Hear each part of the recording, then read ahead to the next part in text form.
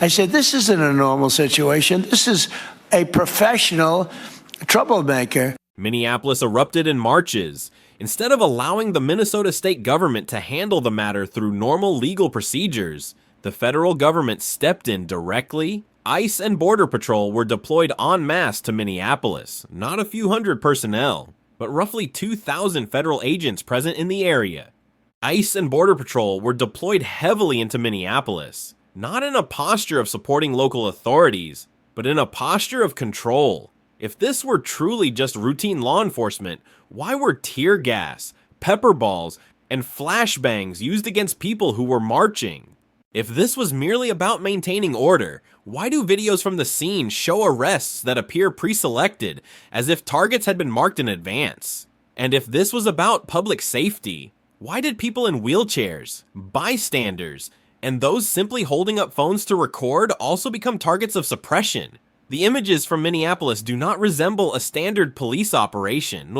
They look like territorial control. In videos recorded by independent media, ICE agents appear in heavy gear, dense formations, with weapons clearly visible. They were not just standing guard. They actively pushed crowds back, fired tear gas, and shot pepper balls at protesters' legs to create space. This is not the familiar conduct of law enforcement during peaceful marches. This is shock tactics. Public reaction in Minneapolis shifted accordingly. What began as demands for clarity about the incident turned into a sense of being occupied. Chants no longer focused only on the victim, but on the presence of ICE. Questions multiplied. Why were federal forces here, at this scale, when state and city governments were still functioning? U.S. military veterans who joined the protests said they had never seen this level of militarization directed at unarmed civilians. Some former service members compared the feeling to a conflict zone, where every movement is treated as a potential threat. And it is precisely here that the argument that this is an immigration issue begins to collapse, because Minneapolis is not a border city. The people in the streets were not border crossers, and the forces deployed into the city were not focused on immigration enforcement files, but on controlling protest space. The real question is, what is the Trump administration doing? The answer began to emerge not through actions, but through words. Within a very short time after the shooting, Donald Trump, J.D. Vance, and the Secretary of Homeland Security publicly spoke in defense of the ICE agent involved. And there was no complete investigation, no full report. Yet a political conclusion was already delivered. The agent did nothing wrong. Tensions escalated another step when the Federal Department of Justice announced it would not cooperate with the state of Minnesota in the investigation of the shooting. Federal authorities blocked Minnesota investigators from accessing evidence and prevented them from participating in the investigation after an ICE agent shot and killed a woman in Minneapolis.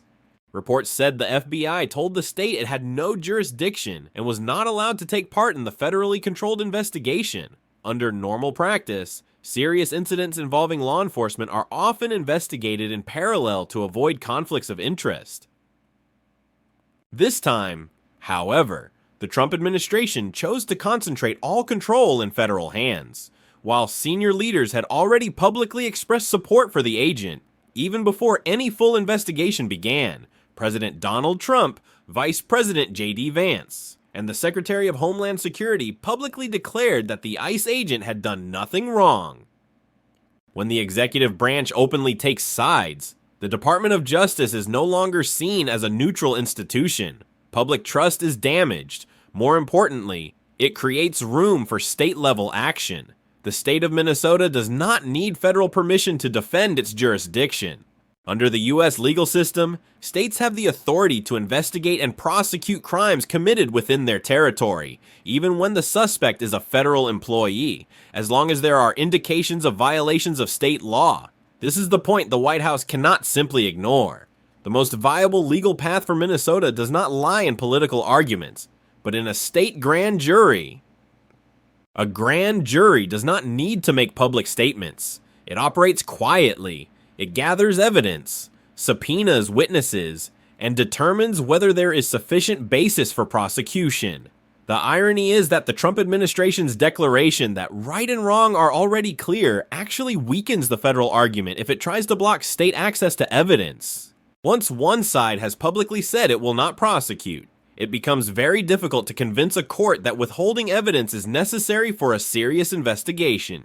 If Minnesota convenes a grand jury and issues subpoenas for evidence, the federal government will face a difficult choice: either cooperate and hand over the evidence, or refuse and be forced into court to defend that decision.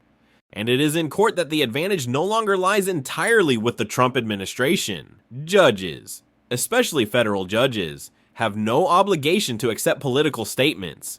In recent years, the credibility of the Department of Justice under Trump has been severely eroded by cases involving misleading information or politically motivated conduct.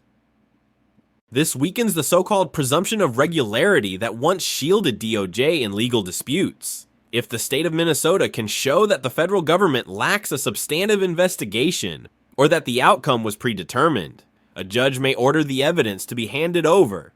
At that point, control of the narrative begins to slip from the White House's grasp. Suppose the state grand jury moves to the next step and issues an indictment against the ICE agent. This would be a turning point. Almost immediately, the defense would seek to move the case from state court to federal court, arguing that the actions occurred within the scope of federal duties. This is a familiar tactic, but it does not guarantee victory.